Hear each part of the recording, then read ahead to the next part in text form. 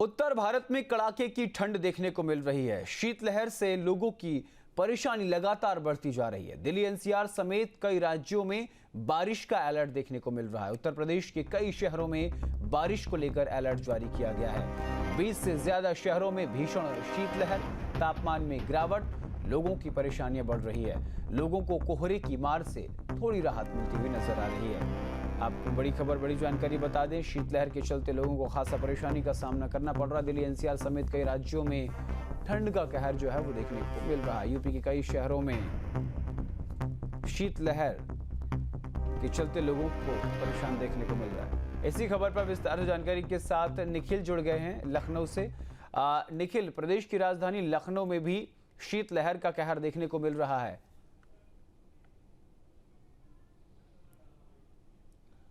देखिए, लखनऊ समेत उत्तर प्रदेश के कई ऐसे जनपद हैं जहां पर शीतलहर का असर देखने को मिल रहा है, जिसकी वजह से ठंड और गलन बढ़ गई है।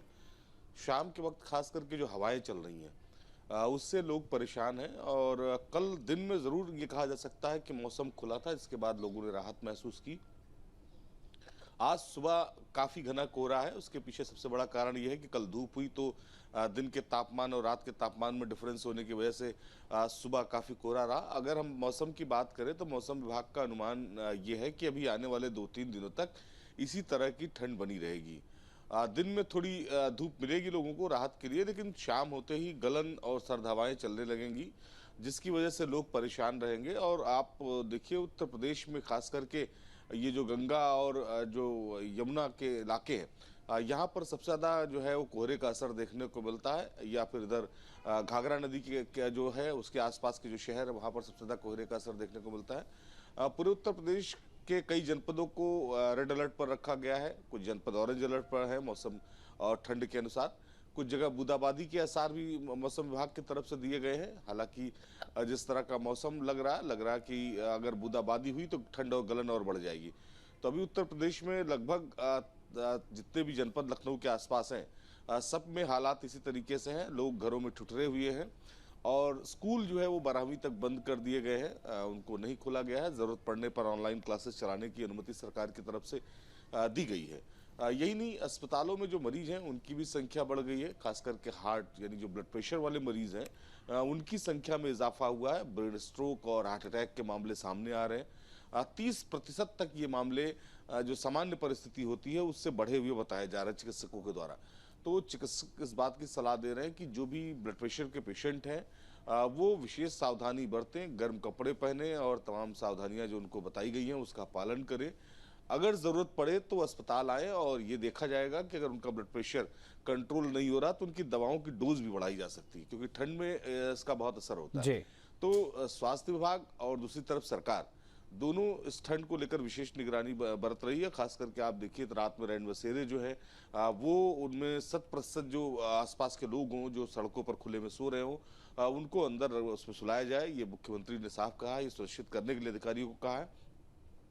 दूसरी तरफ अलाव की व्यवस्था ये बहुत महत्वपूर्ण होती है। चौराहों पर, गली कूचों में जो नगर निगम है उसकी तरफ से अलाव की व्यवस्था की जाए, ताकि जो लोग ठंड महसूस कर रहे हैं वो वहाँ पर आग पे, अलाव पे बैठ सके। तो ये निर्देश सरकार की तरफ से दिए गए हैं। तो अभी तो मौसम विभाग ने जिस तरह का अनुमान लगाया है कि 3-4 दिनों तक हालात यही रहने वाले हैं। हाँ, ये जरूर है कि आज कुछ शहरों में बूंदाबांदी भी हो सकती है। जी बिल्कुल। निखिल, जिससे प्रदेश के कई शहरों से भी इस तरह की खबरें सामने आ रही हैं जो रैन बसेरों की व्यवस्था को लेकर है, उस पर भी सवाल खड़ा किया जा रहा है। क्या लखनऊ में, प्रदेश की राजधानी में, रैन बसेरों में उचित व्यवस्था है?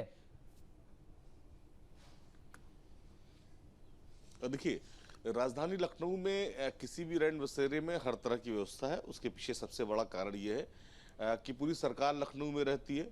सरकार के सारे बड़े अधिकारी लखनऊ में रहते हैं, मिनिस्टर लखनऊ में रहते हैं। ये ज़रूर माना जा सकता है कुछ जिलों में इस तरह की कमियां हो सकती हैं, लेकिन उसके लिए नोडल अफसर बनाए गए हैं और अधिकारियों को मुख्यमंत्री ने कुछ दिनों पहले इस बात के निर्देश दिए गए थे कि सभी लोग इस बात को तय करें कि उनके यहाँ रैन बसेरे बन गए हैं कि नहीं बन गए हैं, और बन गए नहीं तो उनमें व्यवस्थाएं क्या हैं। जनप्रतिनिधियों को भी ये कहा था कि वो रैन बसेरों का दौरा करें ताकि वहाँ कोई खामियां हो तो वो सबके सामने आ सके। तो किसी जनपद में अगर इस तरह की दुर्व्यवस्था है तो बेहद गंभीर विषय है और सरकार तक ये जानकारी पहुंचने के बाद निश्चित तौर पर वहां के अधिकारियों के खिलाफ कार्रवाई भी होगी। जी अब बिल्कुल, लेकिन जिस तरीके से लगातार शीतलहर का प्रकोप देखने को मिल रहा है, मरीजों की संख्या भी जिस तरीके से आप बता रहे थे सामुदायिक स्वास्थ्य केंद्रों में लगातार बढ़ती जा रही है, ऐसे में सतर्कता बेहद जरूरी है। देखिए, राम मनोहर लोहिया केजीएमसी और उसके बाद पीजीआई, ये 3 बड़े इंस्टीट्यूट है यहाँ पर लखनऊ में। और तीनों इंस्टीट्यूट की बात करें तो तीनों जगह ये बताया गया है कि लगभग 25 से 30% जो मरीज हैं उनकी संख्या बढ़ गई है। इस ज़्यादातर मरीज ब्लड प्रेशर के हैं और बीपी जिनका कंट्रोल नहीं हो पाया, उसके पीछे वजह रही कभी उनको इस बात की जानकारी नहीं है, ठंड की वजह से उनका बीपी बढ़ा रहा। तो ये जो लोग हैं लगभग 25 से 30% लोग, इन्हें अस्पतालों में भर्ती कराया गया है, इनका इलाज चल रहा है। ये प्रक्रिया जब से ठंड शुरू हुई है लगातार देखने को मिल रही है। यही वजह है कि चिकित्सकों ने इसको लेकर एडवाइजरी जारी की थी और उसमें जो खास करके जो बीपी ब्लड प्रेशर के पेशेंट हैं उनको इस बात की जानकारी दी गई थी कि वो अपने ब्लड प्रेशर को रेगुलर मॉनिटर करें, ज़रूरत पड़े तो चिकित्सक से संपर्क करें। तो अभी भी वो एडवाइजरी जो है वो डॉक्टरों की जारी है, पीजीआई और मेडिकल कॉलेज और केजीएमसी की अगर हम बात करें। जी, अगर छात्र छात्राओं की बात करें, स्कूलों की बात करें, तो मुख्यमंत्री योगी आदित्यनाथ ने पहले 1 जनवरी तक शीतलहर के चलते स्कूलों को बंद करने का आदेश दिया था, लेकिन शीतलहर अभी और देखने को मिल रही है, कड़ाके की ठंड पड़ रही है। कि स्कूलों को लेकर कोई अग्रिम आदेश की संभावना, कोई आदेश आया? देखिए, जब भी इस तरह की ठंड होती है 2 से 3 दिनों की जो है वो गाइडलाइन जारी की जाती है। तो अभी 1 तारीख तक गाइडलाइन जारी की गई थी और उम्मीद है कि अभी जो दूसरी गाइडलाइन है वो भी जल्द जारी कर ली जाएगी। ये बात साफ है कि इस मौसम को देखते हुए स्कूल खुलने वाले नहीं हैं और 12वीं तक स्कूल जो है वो बंद रहेंगे। कक्षा 5वीं तक स्कूल तो पहले ही बंद कर दिए गए हैं, उनको खोलने की अनुमति नहीं है। लेकिन जो 12वीं तक के जो एडवाइजरी थी वो 1 जनवरी तक थी। तो अभी जो है ये माना जा रहा है कि अभी सरकार की तरफ से एडवाइजरी आ भी जाएगी। आमतौर पर सुबह 8-9 बजे के आसपास वो एडवाइजरी जारी होती है।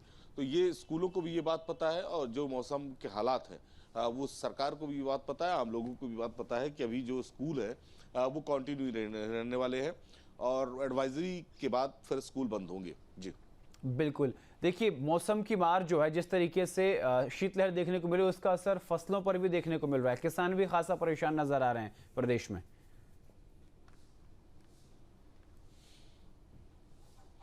बिल्कुल, किसानों के लिए थोड़ी समस्या ज़रूर है। इस समय जो फसलों को पाला लगने की समस्या होती है, बीमारियां इस मौसम में ज़्यादा होती हैं, तो उसके लिए उन्हें सतर्क रहना पड़ता है। उनके लिए दवाओं का छिड़काव करना पड़ता है जो बहुत महंगी होती हैं, उनसे उनका खर्च बढ़ता है तो उनकी लागत बढ़ती है। ये बात साफ है। तो अभी पाले का जो असर है वो कई जगह देखने को मिल रहा है फसलों में और उसकी वजह से लोग ज़रूर चिंतित हैं। और हालांकि ठंड बहुत ज़्यादा है, ये गेहूं की भराई का वक्त है, आमतौर पर गेहूं की भराई होती है, तो ऐसे में किसानों को रात में जगकर गेहूं की भराई भी करनी पड़ती है। तो ठंड की वजह से किसान भी परेशान है। जी, आपके मोबाइल पर तुरंत आएगी ब्रेकिंग न्यूज, स्क्रीन पर सबसे पहले दिखेगी बड़ी खबर, देश दुनिया की हर खबर एक जगह। अब आपके मोबाइल पर तुरंत फटाफट इंस्टॉल कीजिए न्यूज नेशन ऐप और रखिए खुद को अपडेट।